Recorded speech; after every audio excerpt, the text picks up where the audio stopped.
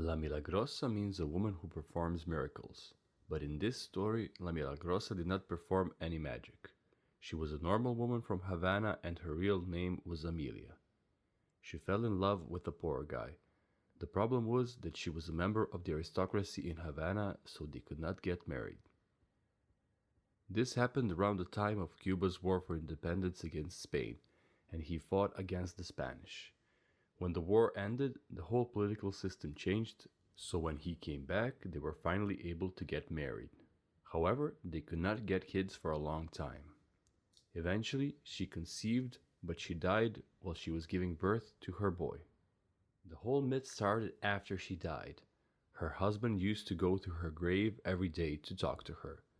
So he would come, knock, and talk to her. Eventually, the graveyard had to be rearranged, so the bodies were exhumed from the grave.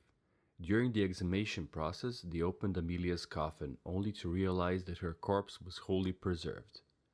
From that moment, she was named Milagrosa, because it was a miracle that her body was intact. Since then, her monument has been believed to have magical powers, especially for women who have problems having children. Thus, they started to go to her grave and ask for things, for having babies and for the protection of children. I learned this story while walking through the cemetery with my mother. We passed by the tomb of Milagrosa, and it's a beautiful tomb.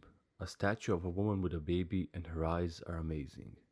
When you walk around the statue, you must be turned toward her, and shouldn't turn your back to Milagrosa. And you can see that the monument is always full of flowers, sometimes even papers with people's wishes and requests. These requests are mostly about fertility or about protecting the children, and they are usually written by mothers or by women who want to be mothers.